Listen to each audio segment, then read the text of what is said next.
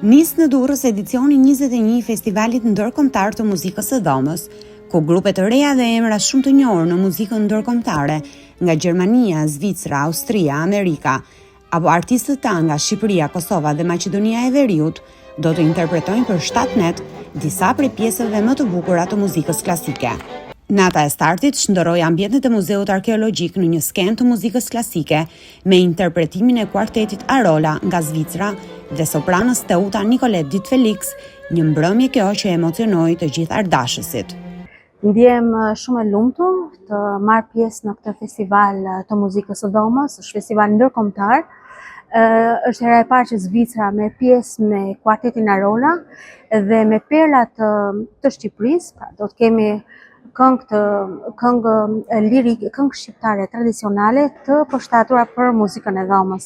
Dhe kjo është rëndësi për këtë festival dhe kemi kënaqësinë e madhe që me gjithë këtë pamje kaq të bukur të japim e të ndajmë këtë eksperiencë unike në vendin tuaj. Për drejtuesen artistike në Villa Kalaja, ky festival për 21 vitesh është një festë që përsëritet, por që kurrë nuk përsërit veten. E këtë vit për publikun që e mirëpret gjithnjë me dashuri, ka edhe një risi për 2 vendtakimet mes artistëve dhe publikut. Chamberfest Durrës, Festivali Ndërkombëtar Muzikës Dhomës, këtë radhë ka vendosur që të hap dyert drejt vendeve ku janë tashmë turistët. Çfarë do të thotë kjo? Ne nuk është hera e parë vërteta, ne kemi qenë në Kepin e Rodonit, kemi qenë në Shkodër, në 3 vjet rresht, por këtë vit ne kemi vendosur që pikërisht në një sallë tepër të bukur që ndodhet në Hotel Melia në Lalës, të fillojmë një tjetër festival të themi, Festival Albania.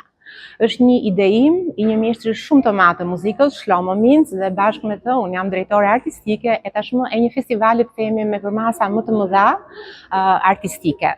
Më të mëdha sepse ky festival nuk do të qëndrojë më vetëm në Durrës, në një muze apo në një vend të mbytur në Durrës, por ne do të shkojmë aty ku njerëzit vinë për të shijuar ditët e tyre të pushimeve dhe ne do të shkojmë pranë njerëzve që dëshirojnë që jo vetëm të argëtohen me plazhin apo me natyrën, por edhe me muzikën. Edicioni 21 startoi më 30 qershor dhe do të përmbyllet në 12 korrik. Përgjatë të gjitha neteve të programuara në kalendarin artistik, festivali synon të ofrojë publikut mbrëmje emocionesh unike dhe të papërsëritshme.